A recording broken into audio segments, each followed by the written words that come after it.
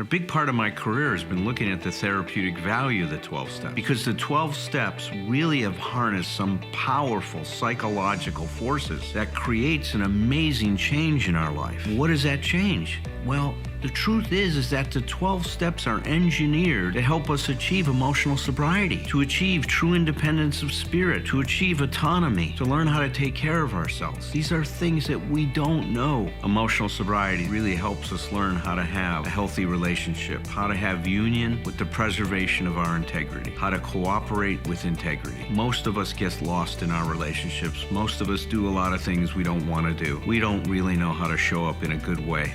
Emotional sobriety is about learning to have healthy relationships.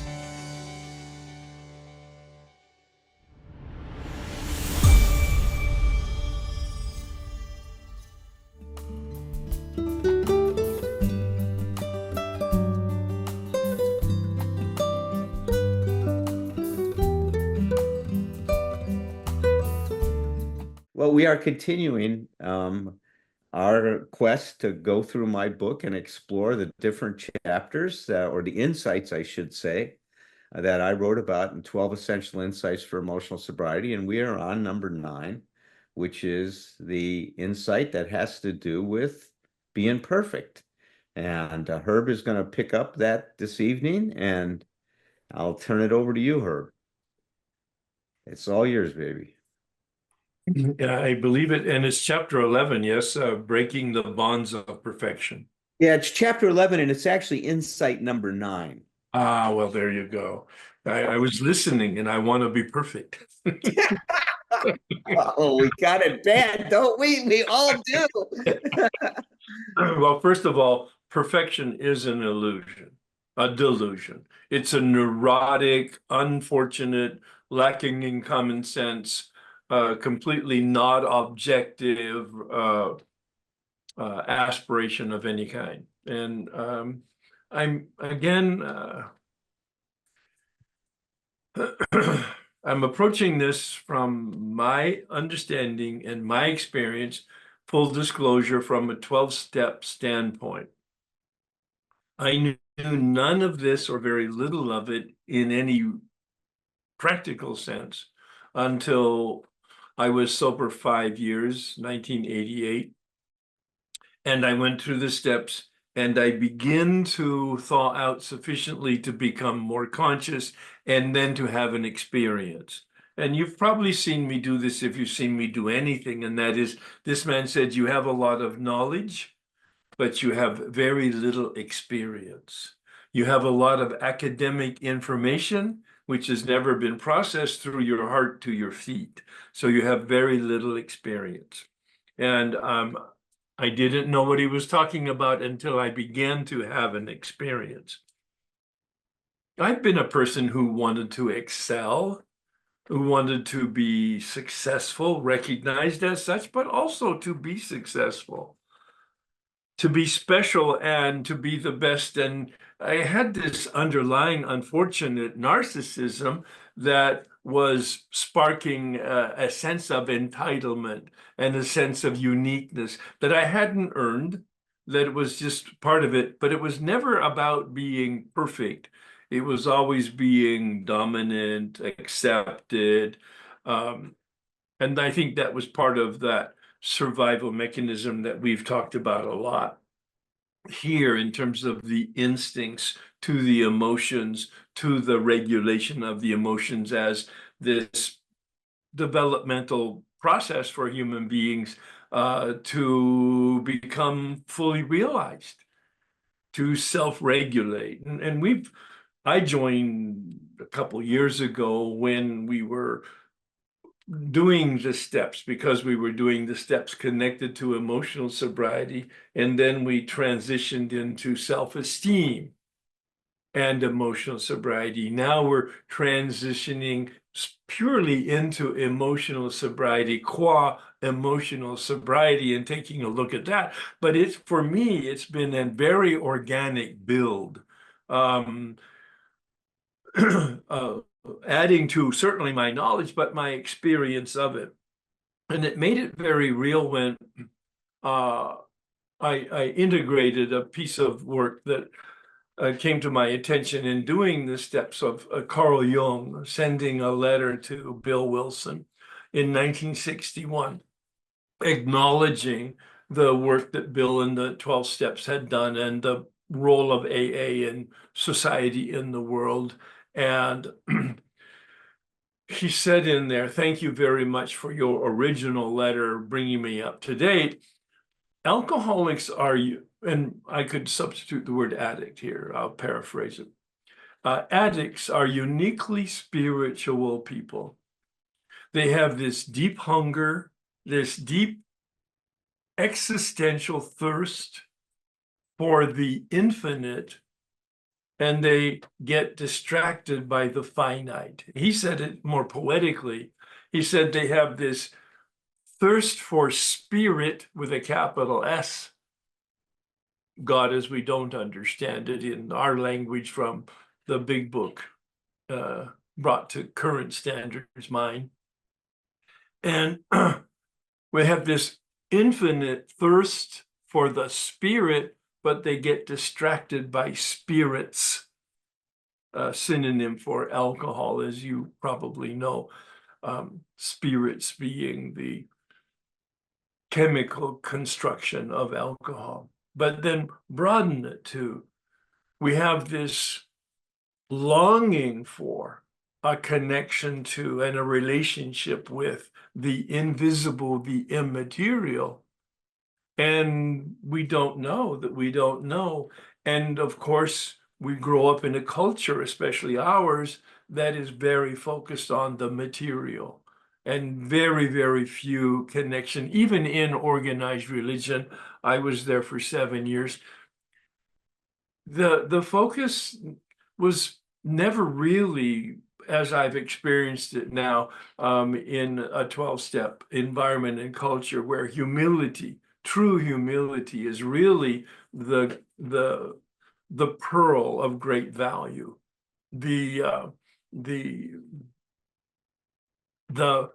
That which we are seeking, a relationship with the truth, with reality, to keep it in the vocabulary of emotional sobriety. I don't need to talk in terms of spirituality and the traditional language and vocabulary of spirituality or religion. We can talk definitely in the terminology of emotional sobriety, because the words are different, but the dynamic is absolutely the same. And there's this sense of not belonging, this sense of lacking in safety, this low sense of self-esteem that many people have from their family of origin and or their experiences and or maybe even some genetic predisposition. Those are those instincts and those limbic system emotions that have been exposed to mischief, if you will. There was a book in the 60s. I read it, I don't remember it, but I remember the title, and many of you who have been in the self-help area, which is probably most of you, are familiar with it. You're okay, I'm okay. That was that attempt in the 60s to address this part, that I'm not a mistake. Oh, I make mistakes. This has come out of my recent work with y'all. I make mistakes, but I'm not a mistake. And I can course correct the work of the inventory, the work of steps 4 through 9, the work of step 10. As I can, when I'm disturbed, that's the emotion that tells me something's amiss. I'm out of alignment with the flow of reality. Notice I'm not using God's will as a terminology. I don't even like it anymore. I don't even think it's accurate. Whatever this reality with a capital R is, Bill said it on page 53. God is or God isn't. God is everything or God is nothing. God is everything. There is only one reality. It's beyond the scope of our discussion here to plumb the depths of that. But that's a mystical insight of mystical meaning mysterious. I was in my home group meeting last night, and I've been there every week for 40 years, and they read chapter 5. And those of you who are familiar with the big book, on page 60, it says there are our description of the alcoholic in the chapter to the agnostic and our personal events before and after make clear 3 pertinent ideas. A, we're powerless over our addiction and we can't manage our lives, step 1. B, that probably no human power could have relieved our alcoholism. And I heard it for the first time, probably in the context of thinking about tonight. No human power. I'm attempting to have a relationship with something invisible, immaterial, spiritual, and I use relationship as the terminology for spirit, a relationship with life itself, reality as it is, a relationship with myself as I am, a relationship with others as we are, as you are. To have a consciousness of that I have the ability to know better and to do better. I don't have the power then to do that. At least that's the underlying assumption of the 12-step process as well as my experience. I've known better and not done better. More often than not, I didn't even know better and therefore didn't do better. It was only when, in fact, I was able to unpack the delusions, the false beliefs, the corrupt motives. At age 48, 50 years old, 5, 10 years sober, as I'm going through this work several times with several different people, that it was made manifest to me. A realistic self-appraisal, realistic, not beating myself up, but also with the humility to say, this is the truth. This is the truth. I have principles that I have violated. And I don't even have principles that would be incorporated in a person who wants to be a decent human being. And the challenge of inventory is to identify the principles I have that I don't acknowledge, and the principles that I don't have that, in fact, I want to work and incorporate in my life. Principles, universal laws, like the law of physics is, what are they? Gravity. There are universal laws, human principles, universal principles. Some people call them spiritual principles. I don't. I just think they're principles of reality. It appears that when you're rigorously honest, your life works better. When you have integrity, your life works better. When you have fidelity, your life works better. When you have simplicity, your life works better. And there's lots of ways to define those, and that's part of the consciousness process. Of course, it does come to grips with very much what are the underlying assumptions. I believe I'm fortunate to have had exposure to a tradition and an exposure to education that's given me a very, quote, liberal in the original sense of the word, a humanistic, positive orientation about life, about human beings. One of my teachers calls it, we have an innate core of goodness. Now, it's up to us to deal with all of the pressures of genetics and birth and family and sociology and family and culture and all of that to be able to have that.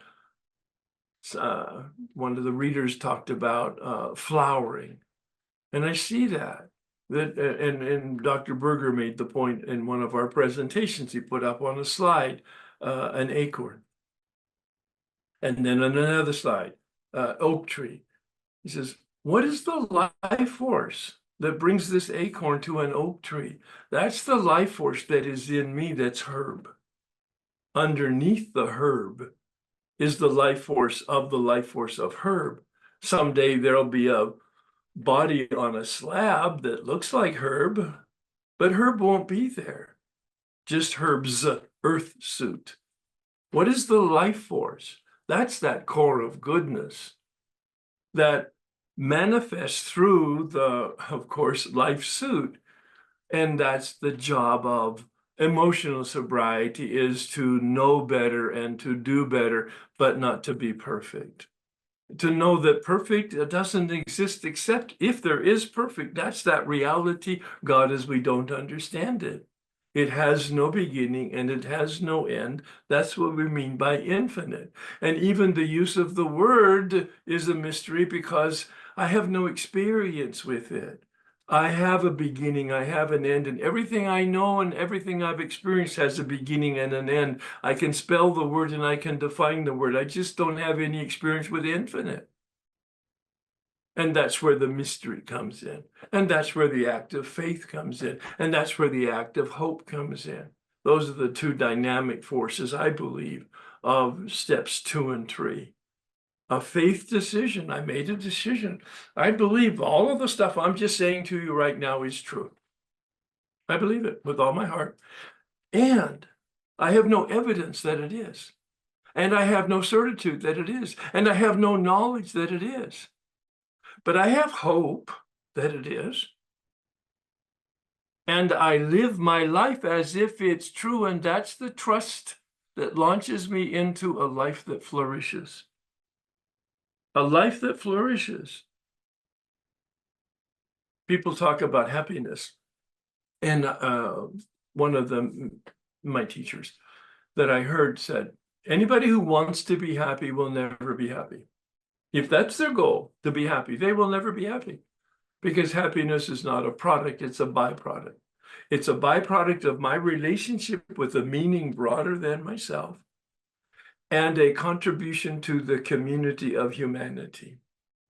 And of course, I relate that immediately to the 12-step process because that's my frame of reference and my frame of experience. Step 11, a relationship with other.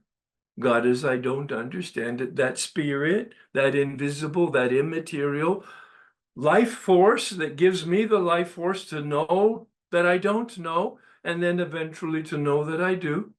And then the power to be able to cooperate with what I know is the right thing to do and to do it regularly. I have a group of people I deal with in my workshops, and I noticed probably 4 or 5 years ago, the level of perfectionism in the group. And my wet finger in the wind assessment, it's about 50% of the people have this real underlying drive and belief, and it's evidence in their behavior and their neurosis that perfect is, I mean, A's are good, but A pluses and 4.5 and 4.9, those are, I mean, it's crazy out there. And I don't think that way. I mean, it belies all common sense, but that's not the issue. It's real for the people who have it, driven to cross the T's and dot the I's in some compulsive way that I do not understand. And I say to them, do the best you can, knowing full well, very consciously, that it's not the best you can, and do it anyway. And realize what the outcome is good enough. No. Make a decision that it's good enough. Today, tomorrow, next year, whatever, you might look back and go, wow, that was naive. But that's my experience. I got into the steps in kind of like grammar school, and I had some information like math. And then I went to high school parenthetically doing this work again, and I saw algebra. And then I did some more work later on and years later, and it was like astrophysics. It was like progressively revealed to me the truth.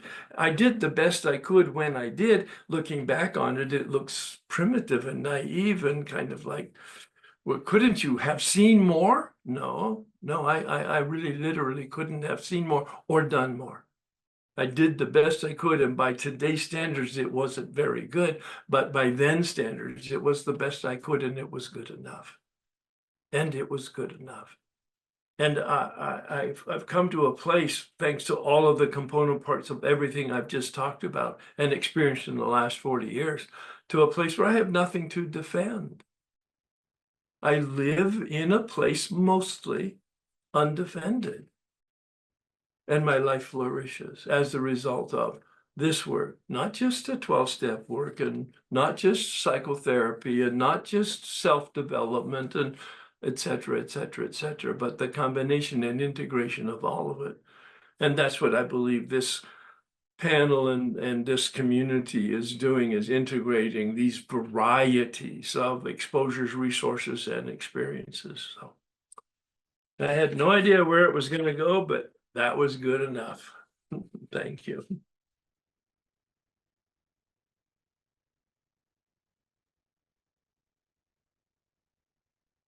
Okay, let's get Roger and myself in the chat, and Tom will join us too tonight.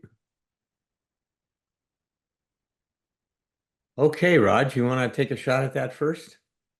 I just so enjoyed. I always enjoy what you present her, but I loved how you finished it. But I have no idea where that was going to go.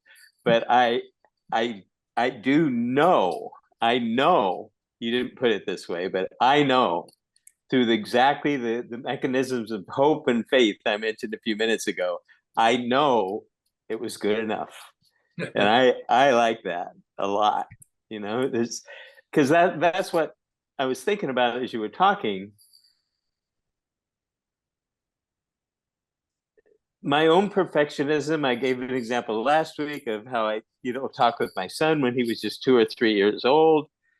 It's everywhere, in my functioning. It's in my thoughts. It's in my expectations of myself. It's in how I see other people.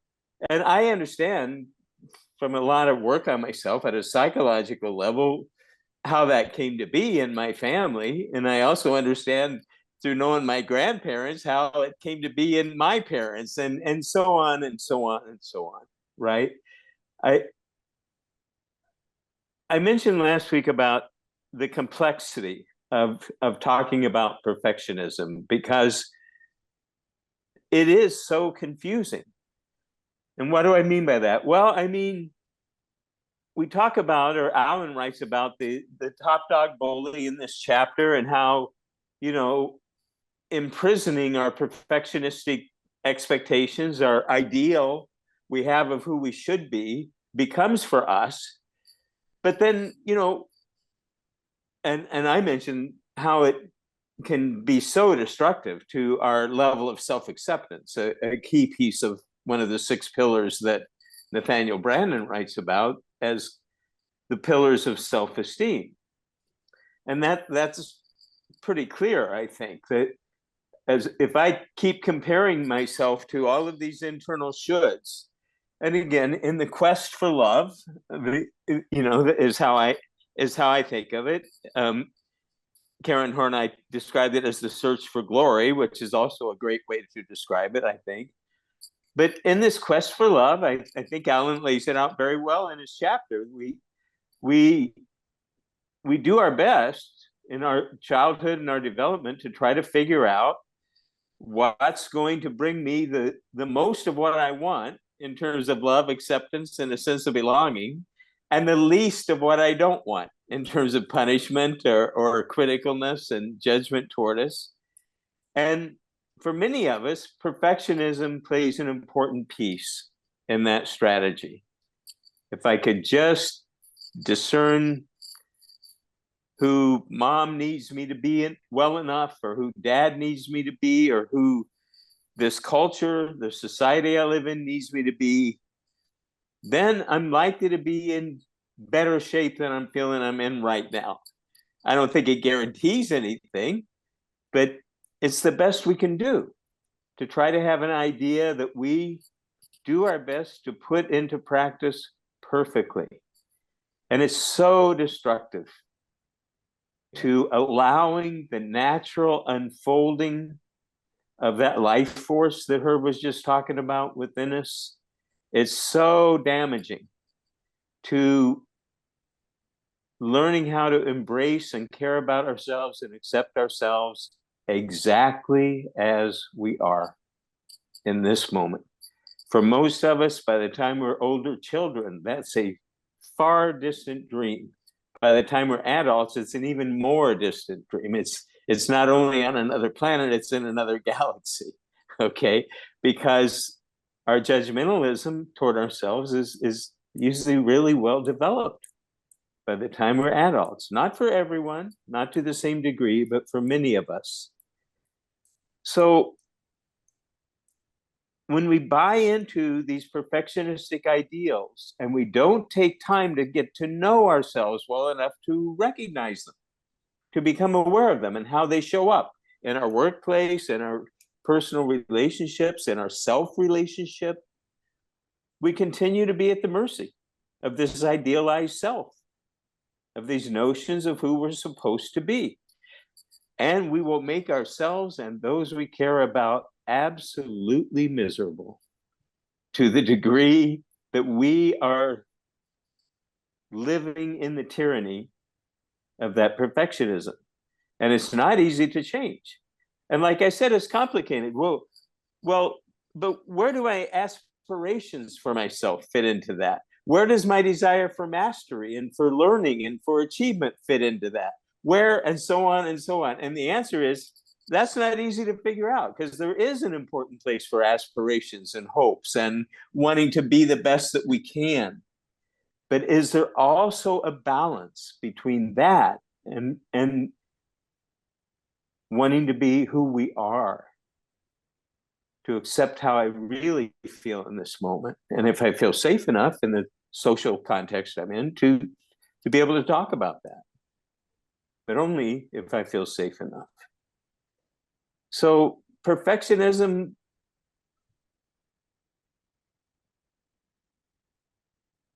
it can be a part of our personality that can have some positive dimensions to it in terms of motivating us, especially in the workplace. Very often, something as close to perfection as we can get is often being asked of us, you know?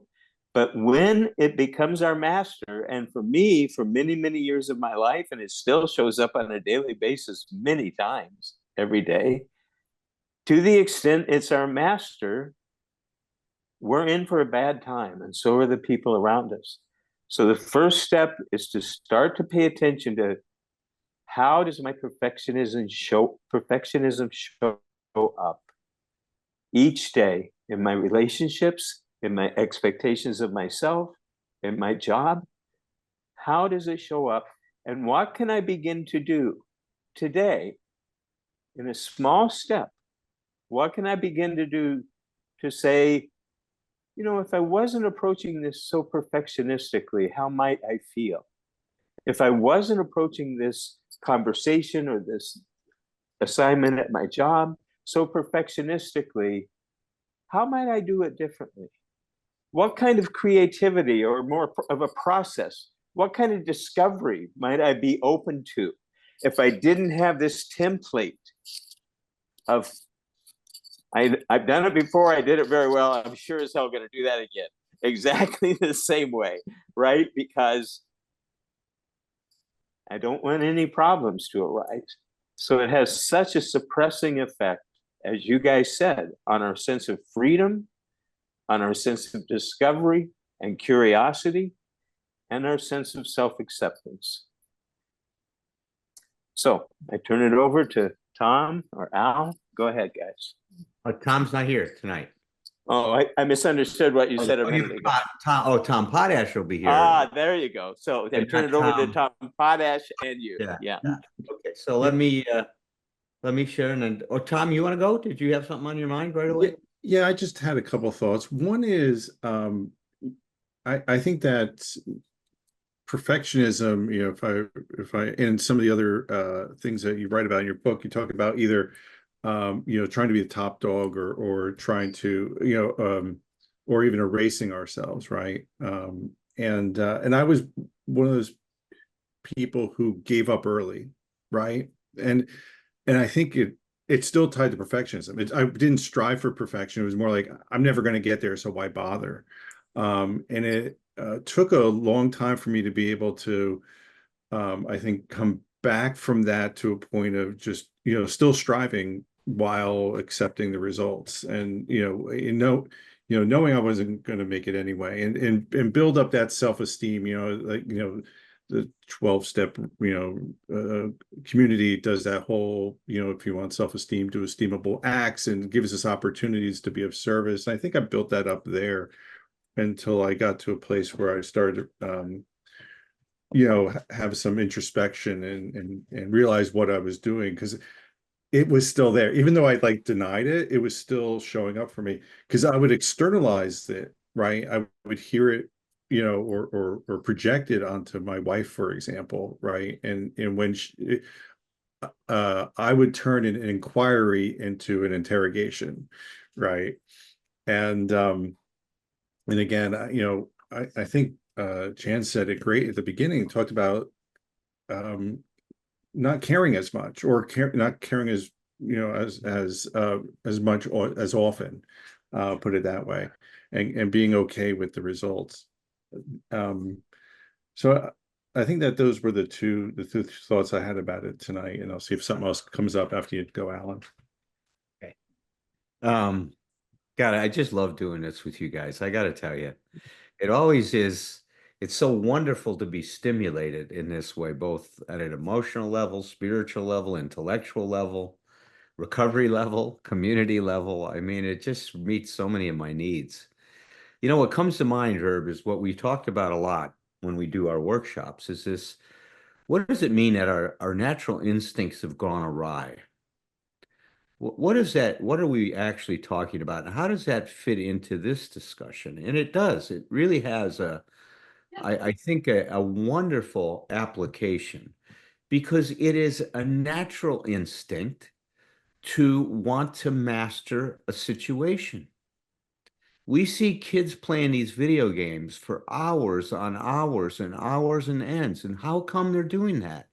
Because they're challenged with a problem they want to solve. And when they solve it, there's this intrinsic reward. I've accomplished something. I have mastered this game. This sense of mastery is an important motivation in life. Very important, to be able to take a challenge on and to find a solution to it. It's also important to be loved. We wouldn't deny that. None of us would. That's a natural instinct, is to want to be in relationship to, be connected to somebody else. What's his name? Viktor Frankl talks about that as one of the things we need to do to actualize ourselves, is give ourselves to a purpose, right? That's beyond ourselves. Sometimes that's to love another person. So these are natural instincts. The natural instinct to be separate, to be an I in this world, right? We're moved in that direction well. Now, any one of these things in balance are healthy. The problem is when we get out of balance, right? When our natural instincts go awry. And now, instead of just being concerned with mastery, we want to do it perfectly. Mastery involves mistakes. Mastery involves a lot of mistakes. You did not master walking. I did not master walking by just getting there and having an idea. I'm going to walk today at 1 year old. Now, maybe Roger did that. I don't know, but I doubt it. Even Raj would probably have had to get up, hold on to the coffee table, let go, and fall a few times before he started dribbling that basketball as well as he could. Roger was quite a basketball player in high school, in addition to being a great tennis player. But But all of us are going to make mistakes. And that's the only way we're going to lead, that's going to lead to mastery. And if we get this should in our heads, and that's where our instincts have gone awry. When our instincts go awry, they turn into shoulds. That's the connection we want to start making. They become should demands rather than something I'd like to do, I want to do, I desire to do. Now it becomes I must do it, I have to do it, it must be this way, I'm only okay if it's like this. Can you hear how it gets rigid, becomes rigid? How it turns into a fixed position. Instincts are fluid, they're not fixed. When they become, like you said, Herb, a neurotic thing, they become fixed. They become musts. They become have to. And there's no longer choices in it. When you have an instinct, you have a choice. You don't have a choice here. And that's a big problem. I wanted to give an example. I've been working with this one person who really is going through. I won't go into details about what's going on with this person, but the dream that this person had was very, very interesting. There was this baby that was being held, and the baby was being held in a way where it was starting to suffocate. But the baby could not communicate that it was suffocating, and it ended up dying. Now, in Gestalt therapy, we have a very, very, interesting and I think powerful way of taking a dream, even a fragment of a dream like that, and learning from it. So in Gestalt therapy, we say every aspect of the dream is a projection of you. So in that dream, she was the baby. She was the person holding the baby that was not picking up the messages or responding to the baby's need, and the baby eventually died. She was the baby that died, and she was the killer of the baby or the murderer. Well, when I had her do some Gestalt work with this, in a Gestalt, what we do is first of all, you tell the dream and you assume the identity of the different parts. So I had her be the baby and tell the dream from the baby's point of view. Then I had her be the woman that was holding the dream, tell the dream from that woman's point of view. And as she was describing herself as the baby, she started to get, there's a part of me that died. And there's a part of me that killed. How do we kill a part of ourselves? By becoming alienated to that part. Or what we would call, Herb, falling asleep. Going into a trance. When we go into a trance, we kill off a part of ourselves. We kill off the possibility of being alive. She was also the person that suffocated that baby, even unintentionally. There was not a bad intention on. And how do we suffocate ourselves? You want a surefire way to kill yourself? Try to be perfect. It'll do it every time. It will kill the most splendid aliveness and vitality that you can muster up in your life. So this becomes a very important part, and why it appears in insight number 9 is because we have to do a heck of a lot of work before we take this on, because it was so essential, or we believed it to be. This is the lie, right, Herb, that you were talking about. We believed it to be so essential that I have that drive to be okay. And so many people feel if I give that up, I'm going to be nothing. That's how alienated they are from that drive of mastery. You're not going to be nothing. You're going to still now be interested. You're going to have motivation. It's just going to be a much healthier motivation. It won't be a motivation that is so riddled with anxiety, that's so riddled with depression, so riddled with frustration, and ultimately so riddled with despair. That's why it's so important to come to a place of hopelessness, and then identify that there is some hope, however you define it, there is some hope, and I can make progress. Going back to what Roger had indicated, I can Yes. make progress, and that's the practice of Yeah. incremental change. Yeah, and the hopelessness is this idea of trying to be perfect. You see, Yeah. that's it. When you said it, it gave me goosebumps because that is the shattering of the false self and the false beliefs that we have believed to be the scaffolding of our life, that we needed that to be okay. After steps 1, 2, and 3, Bill says we need to quit playing God. Yes. You see, trying to be perfect is trying to be God. So I can control every aspect of my life. And there's a mystical component here that some of the more spiritually adept people talk about, this existential longing because of the delusion of the separation. And that in fact, the solution is the at-one-ment as the progress of the improving of consciousness. That in fact, I am a wave in the ocean, but I am also part of the ocean. And see, and the other thing about perfectionism and we were confused about this in psychology because we used to think that somebody that was sadistic was being motivated by something that they weren't really motivated by.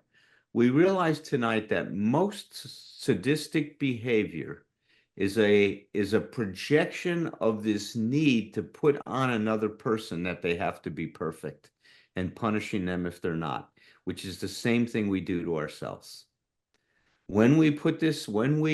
The golden rule is you are going to treat other people the way you treat yourself. That is the golden rule. And that can't be truer than in this whole dynamic that we're talking about today. Well, I just love the discussion tonight. Very, very, very, very, very alive, very enlivening. There's a quote which I thought for me hits home on this topic. It's wisdom tells me I'm nothing, love tells me I'm everything, and between the two my life flows.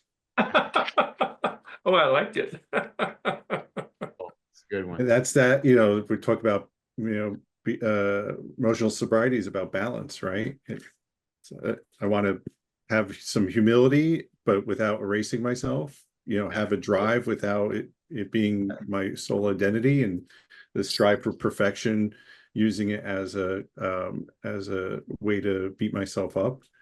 I love it when, we turn something as beautiful as recovery, spirituality, and I'll say I use it to beat myself up over it. I didn't meditate right. I didn't pray today. Didn't. Well, and even the balance. I've given up having balance. Right. I want to have balance. That's my goal. All right. And I'm navigating the rolling, Mm. the teeter-totter. And it is that because you're never going to get that perfect balance. You're going to fall out of one side of the bed and then correct and then go to the other side and then over to the other way. But it's like that pendulum. It keeps swinging and it will come back the other way and then it'll be going the other way. And that's that flowing with life. You see, if I don't have an expectation, I got to be perfectly in the middle, then I can flow with this. And learn from the flow, right? And then learn from the flow in this direction. And all of that contributes to our wisdom as we live. The conclusion to the Harvard study was, if you want to be happy, avoid suffering and embrace joy. Thank you very much, Harvard. That's right. How much did that cost? Well, that was your tuition's at $30,000. No, that would be low. Probably 65,000 a year right now. Does someone need to believe in God to successfully overcome addiction? Well, the way I like to think about what the program does, it connects us to who we really are. And what does that mean? Well, there's this incredible force in you and I, this growth force. It's the force that moved us from crawling to walking. You wanted to take those first steps. And when you fell, and you fell a lot of times, you didn't let your failures stop you. You picked yourself up, you learned from it. And how many times did you fail before you walked? You failed as many times as you needed to. You see that force, I call it a biological imperative, a psychological imperative, a spiritual imperative. It's moving you towards wholeness. It's moving you to be what you can be. Just like in the acorn is all the information it needs to become an oak tree. In you is all the information you need to become you. Become a you that can cope with life and to deal with whatever you need to deal with to be okay. And that's what I'll talk about in my new book, The 12 Essential Insights for Emotional Sobriety.